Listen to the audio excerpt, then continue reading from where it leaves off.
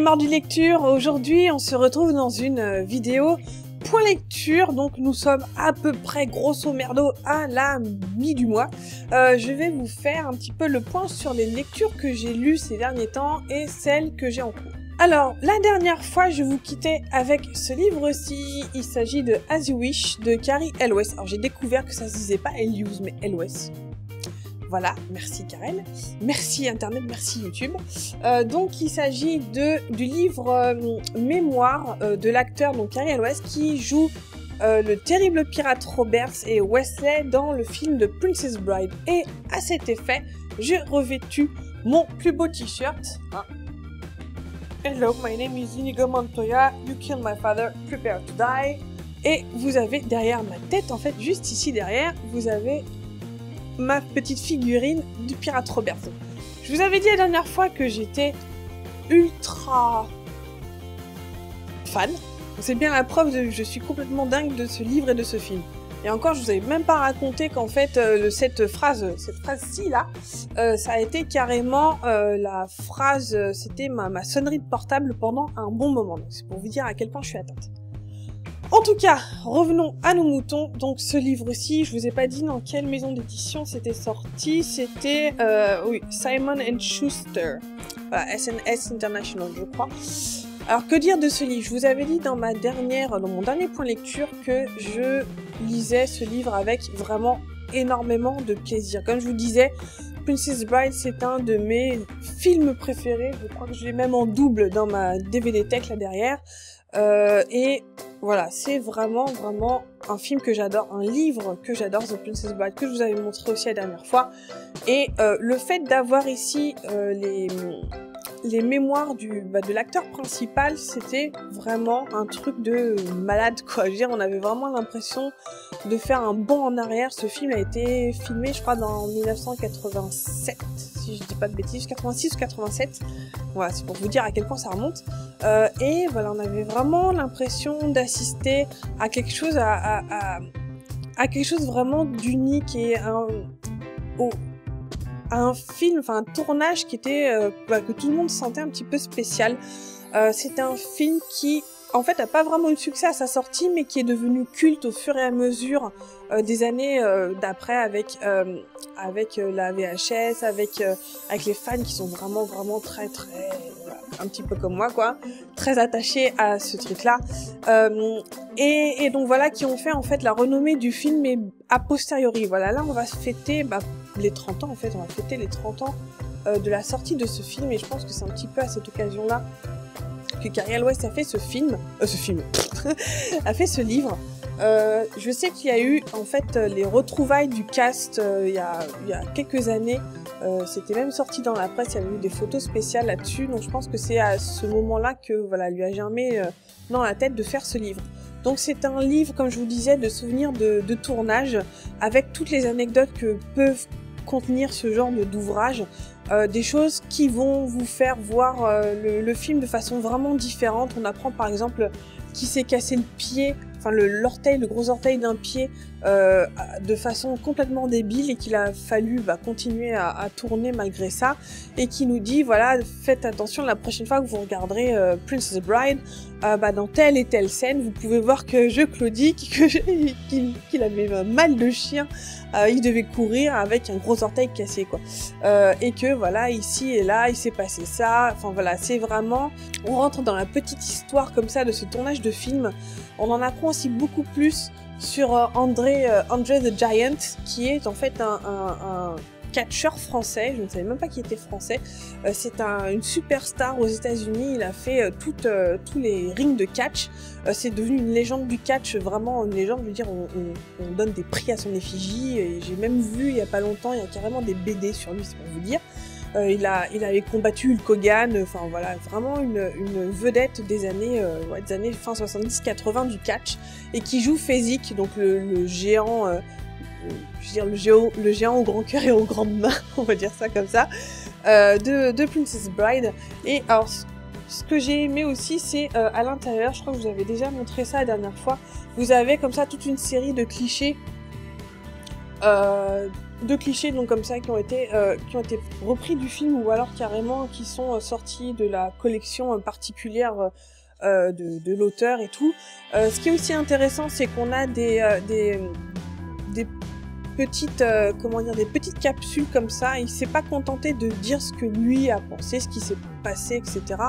Il a aussi inclus comme ça des petites capsules et des petits moments où il a interviewé Rob Reiner, le réalisateur, ses collègues, enfin voilà, celui qui joue Inigo Montoya, celui qui joue celle qui joue Bouton d'Or, qui est Robin Wright, puis plein de gens comme ça qui ont participé donc au film, qui comme ça rajoutent un petit peu leurs anecdotes et leur vécu et leurs impressions du tournage de ce film. Ce film. Pourquoi je dis ce film? Oui, c'est un film aussi, ce livre. Ça va être dur. Que dire de plus encore? C'est un livre en anglais. Sincèrement, je ne sais pas du tout. Je ne pense pas qu'il sera un jour traduit en français. Ça m'étonnerait grandement, malheureusement. Mais malgré ça, ça a été une lecture qui a été hyper facile. Il fait moins de 300 pages et je l'ai lu facile en moins de 2 semaines, ce qui est quand même une petite prouesse de ma part. Mais voilà, moi j'étais tellement dans ce côté Madeleine de Proust, tellement un bonheur à lire que voilà, les pages ont tourné toutes seules. J'avais qu'une envie, c'était de lire ce livre pendant que j'étais dedans. Donc voilà, c'est, je pense, enfin pour ceux qui ont vu Princess Bride, peut-être ceux qui ont lu le livre aussi, qui ont peut-être une petite nostalgie par rapport à ce film, franchement je vous conseille de jeter un œil là-dessus. Et je vous conseille à la limite, une fois que vous l'avez lu, de zioter sur YouTube. Vous avez le making of du film, donc là vous avez le making of carrément, donc avec les caméras et tout, et je trouve que vous retrouvez un petit peu de l'esprit de ce film, et notamment aussi vous avez la tournée qu'a fait Cary Elwes justement pour la promotion de son bouquin. Il est toujours en promotion, c'est pour vous dire, je crois qu'il est sorti l'année dernière, il est toujours en promotion de son livre, où il fait comme ça des Q&A et il participe en fait à des Q&A après le visionnage, après la projection du film, à répondre comme ça aux questions des spectateurs, où il y a un host qui lui pose des questions et il répond.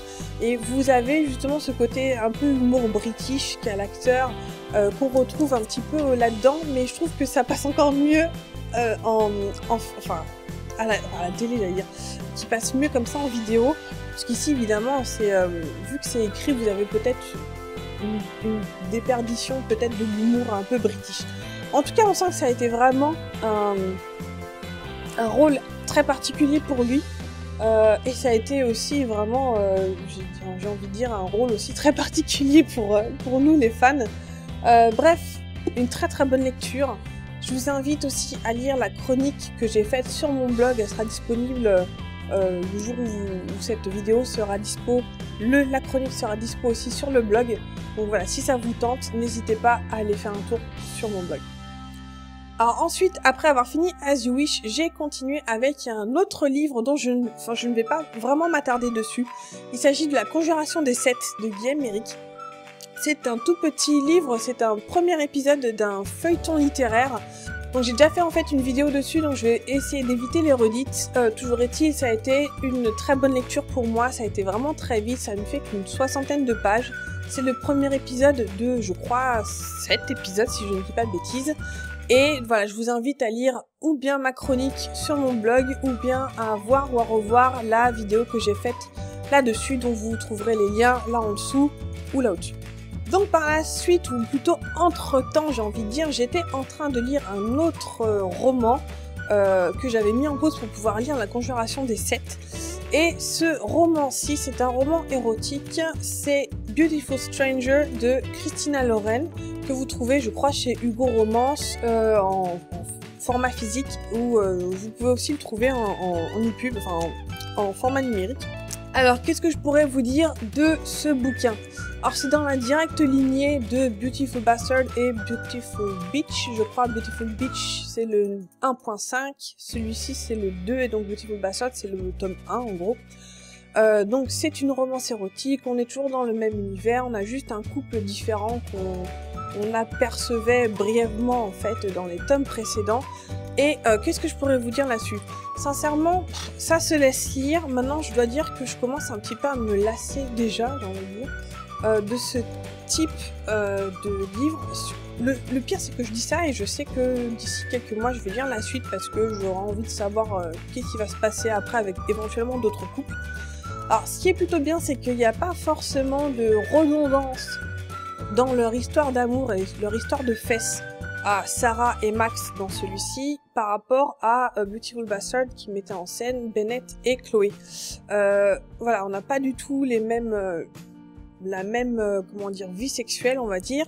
Mais maintenant, cela dit, moi, en fait, au fur et à mesure, je me rends compte que j'aime pas forcément la façon dont il parle de sexe, tout simplement. Je crois que j'ai lu d'autres livres où il y a des scènes de fesses qui, pour moi, sont mieux écrites, mieux cernées. Là, j'ai un peu l'impression que des fois, c'est un peu du cul pour du cul. C'est voilà, surtout dans, enfin, j'ai remarqué ça aussi dans les autres. Voilà, vous avez en gros une scène de fesses toutes les 10 pages jusqu'à peut-être 100 ou 150 pages et après ça se tasse parce que la relation devient justement un petit peu plus traditionnelle peut-être, je sais pas. Mais voilà, moi il y a toujours aussi un moment où ça s'est passé aussi, je vous dis ça s'est passé aussi pour Beautiful Bastard et Beautiful Bitch, il y a un moment où je me lasse, il y a un moment où voilà, je reprends moins facilement la tablette pour lire la suite et j'ai un peu l'impression que je finis le livre un peu contrainte et forcée pour passer à autre chose. Et puis il y a aussi la façon, comme je vous disais, de parler de sexe. Moi j'en ai marre toujours de... Alors, il y aura un peu de... comment dire, pas de vulgarité, voilà, de strong language, strong language. Voilà, j'en ai un petit peu marre de toujours voir baise, que baise. Ça me saoule de voir cette espèce de pauvreté de vocabulaire. Alors oui, c'est un roman érotique, c'est un peu, voilà, c'est un porno pour filles, quoi, j'ai envie de dire. Et en même temps, j'ai envie de dire, mais putain, il y a tellement de façons différentes de parler de ça, de façon, je sais pas, un peu plus créatif. Parce que voilà, moi du coup, avec ce langage-là, moi je m'y retrouvais pas du tout. Je trouve que, je sais pas, moi, je sais pas, peut-être après c'est moi, mais moi je parle pas de cul comme ça, quoi. Que ce soit avec mes copines, avec n'importe qui, moi je ne parle pas de fesses avec ces mots-là. Je trouve ça, et puis c'est très redondant, voilà, c'est toujours les mêmes mots, c'est toujours les mêmes phrases, et voilà, au bout d'un moment, je trouve que ça fait fake, quoi. J'ai trouvé ça un petit peu fake. Voilà, je vais pas trop m'attarder là-dessus. Comme je vous disais, ça a été un peu mitigé. Je pense pas que je ferai une chronique là-dessus parce que je pense que j'en ai bien assez parlé ces derniers temps, ces dernières minutes. Mais voilà, toujours est-il, je sais pertinemment que je vais lire la suite quand j'aurai peut-être un trou entre deux livres ou voilà, où je saurai pas trop quoi lire. En tout cas, je sais que j'ai déjà lu des romans ou des romans érotiques ou des nouvelles érotiques qui pour moi sont de bien meilleure qualité. Donc pour mon prochain livre, pour vous donner une petite idée, je viens de terminer Beautiful Stranger, je l'ai terminé hier soir et voilà, je me suis dit tiens, qu'est-ce que je vais lire maintenant. J'avais plus ou moins commencé Princess Bride, donc une relecture parce que je l'ai déjà lu et en fait j'en ai lu peut-être une page et demie et je me suis dit non, je vais lire autre chose et du coup, au lieu de piocher dans ma petite jarre là derrière de Pioche ton addiction, j'ai décidé de passer outre cette fois-ci puisque j'avais très envie de lire ce livre. Voilà, il s'agit de Coup d'état de Valérie Simon. C'est le tome 1 de La Reine des Esprits que vous trouvez aux éditions du Riet. Valérie Simon, je crois que j'en parle, j'ai l'impression d'en parler à chacune de mes vidéos pour lecture, etc. Mais c'est une auteure dont j'ai pratiquement lu, je vais pas dire j'ai tout lu, mais presque. C'est une auteure que j'aime beaucoup, la plume, j'aime ses personnages, j'aime ses histoires, j'aime à peu près tout ce qu'elle fait, sincèrement, je crois qu'il y a très peu de choses qui m'ont pas plu. Et en ce moment, j'arrête pas de voir justement des points de vue et des gens qui ont terminé ce livre et qui ont dit plutôt du bien. Notamment, je pense à toi, Hélène Petite Elfe, qui l'a lu et qui apparemment, ça a été un gros coup de cœur. Ma sœur est venue la semaine dernière à la maison, elle était en train de le lire, elle m'a dit que c'est une tuerie. Donc du coup voilà, je suis une faible femme, je suis très influençable. Donc j'ai décidé de m'y mettre et donc ça va être ma future lecture. Voilà, donc ce point lecture est terminé, j'espère qu'il vous aura plu. Donc encore une fois, si vous avez des commentaires, si vous avez des questions, si vous voulez qu'on discute de points, de je sais pas, de tout ce que vous voulez, j'ai la langue qui fourche, la langue qui trébuche. Bah écoutez, je vous invite à laisser une petite bafouille là sous cette vidéo, on pourra en discuter sans souci. En attendant, je vous souhaite de très bonnes lectures et je vous dis à la prochaine dans une nouvelle vidéo. Ciao. Ah, ça c'était Chewbacca.